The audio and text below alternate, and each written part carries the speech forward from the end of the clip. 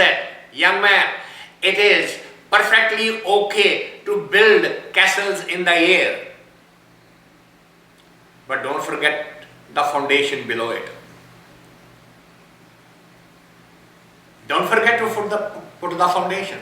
It's okay, you are young, build the castles in the air. But if you continue doing that and never think of putting the foundation, that castle is going to crash. As you grow and you look at your dreams and aspirations and the desires that you had as a child, as a teenager, as a growing up adult, and you kept on dreaming, but you never stopped for a minute and said, I have this house in the air. How do I make sure it does not come crashing down? When I look back, when I am in my mid-50s, going through my midlife crisis, and I look back and say, what happened to my castle? Oh, it came crashing down. How did it come crashing down? I forgot to put the foundation. Take the first step. Put that foundation to the house of bliss, a complete bliss, a bliss that exists by itself, a bliss that does not exist because of the comparison. You should not have to appreciate the pleasure because you just came out of the pain. You have the perfect capability to experience the pleasure without the pain. But that's a different dimension. That dimension is beyond the five senses that you are used to. Therein lies the rub. That's the problem. It is saying you need to go to the next dimension. The dimension of the senses will never ever allow you to experience that bliss. Why? It is their design. It is their nature. In order to measure the temperature that a skin can measure, it needs to set up the foundation. It says, this is 0, this is 32, this is 100. It just doesn't have experience in the temperature without the foundation. It has to know the cold so that it can tell you now it is hot. That's the design of the senses. Every sense, all five senses, has that problem. It has to hear the noise so that it can appreciate the harmony, the music, a good composition. It has to hear something completely illogical to appreciate something completely logical. That's the design. And you are not going to change it. And if you say, why is that design? I'm sorry. I don't have the answer to that. That's how he wanted it.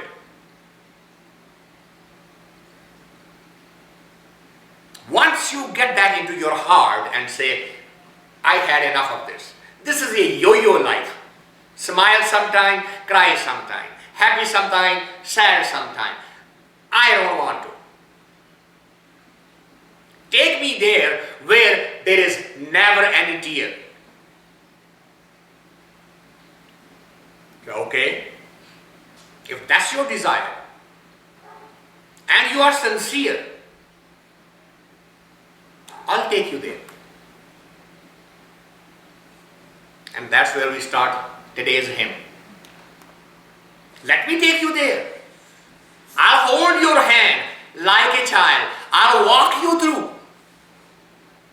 But you have to be ready to walk with me. If you become stubborn, I'm not going to drag you along. I'm not your father. A mother will drag the child to go to the school every morning. I'm going to drag you. You have to go and learn there. Say, that's the job of your mother, that's the job of your father. In this dimension, you have to be willing to walk voluntarily. As a matter of fact, you should be anxious. You should be so motivated that you should come and request, would you please show me this today? I'm ready. In this dimension, the master is not the teacher. He has no vested interest in your success or your failure. No vested interest. You want the message, you ask for it, it will be given. No conditions. And what is the message? Satgur, saachee, sikh, sunaa-ee. Satgur means the creator. Saachee means the pure truth. Sikh means the disciple, the one who is ready, one who is willing. If you are willing and you ask the true master, he will give you the truth.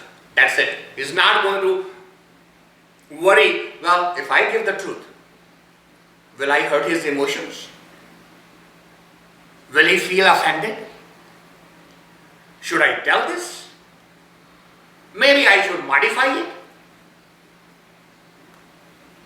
Master is not going to worry about it.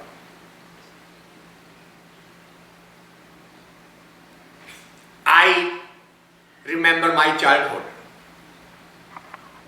And then I came here and I watched how the parents react with the children here, and I was shocked. My father never had a doubt about what he told me, how he told me. If he felt I am not getting it, the slap came from left to the right, turned my head around, but I got the message. And he never turned around and said, I'm sorry, I didn't mean to hit you.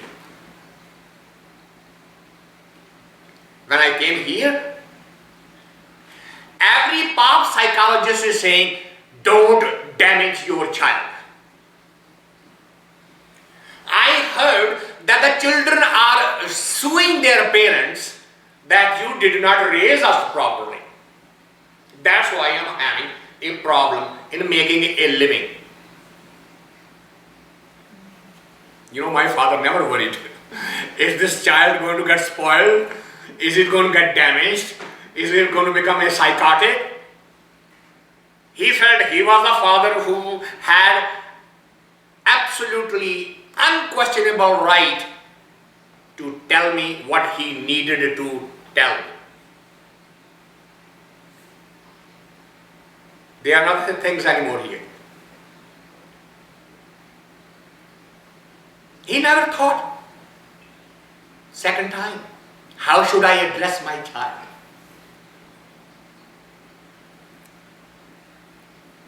You're all parents here. Think about it. My father never asked my permission. Can I ask you a favor, beta? Never.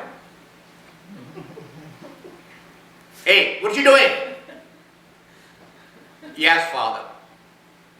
Go get that. And that was it. Never worried about, did I disturb you? Do you have the time? Would you do me this favor? Why was that? What is this change? What is this difference? That's being a master, not a teacher. Because he has only, and if I say, why did you do it? It is in your best interest. That's what I think. This will help you in your next coming life. So, follow it. For 27 years of my life, I did not understand that. And I felt my father was a dictator. He was not a father. 27 years later, I came to this country. I had $6 in my pocket and I didn't know a single soul. That day, I had to find the work, the place to live. I did not know the currency. I didn't know how to order my food.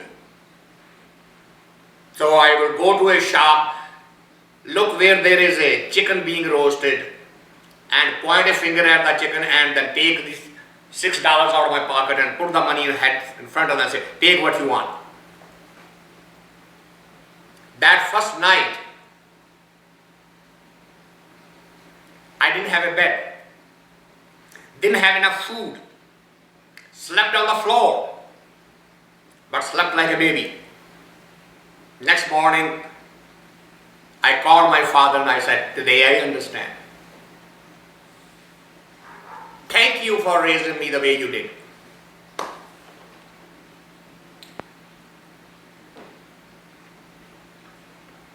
He was a true master. He knew what's going to happen 27, 26 years ahead of the time. That's the job of a master. He did not owe me an explanation. Why do you want me not to sleep on the sofa? Why do you want me to sleep today on the floor? He said. I told you, get off the sofa. Go sleep on the floor. Who's going to sleep on the sofa? I am. Why are you leaving your own bed? None of your business. I want you to sleep on the floor. He broke every pattern that I could fall into as a child. The pattern of the taste, pattern of the clothes, pattern of sleeping. Some nights he will just sit up and say, read it to me. I'm sleepy. No, you're not. And if you sleep, I'm going to slap you, so you better stay awake.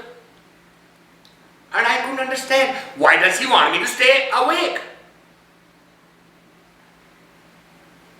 Then I came to this country. And I found out that there is a chance in life I may not get to sleep. There is a chance in life I may not get the right food. There is a chance in life I may not get the clothes that I like to wear. He hammered me that when I was as high as the table. Without feeling guilty, without asking my permission.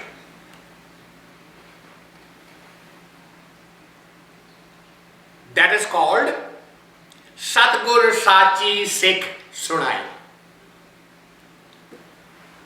To him, that was the truth. He gave me the truth. This is what the life is going to be. You better learn the truth. That's what the master does. When for the spiritual lesson you go to a master, he says, this is what the truth is. You better learn, and you are not going to get an explanation for it. You are not going to get a justification for it. He's just going to say, do you want to learn? Are you serious to walk on this path? And if it hurts you, good. Because that hurt will help you to break some old patterns.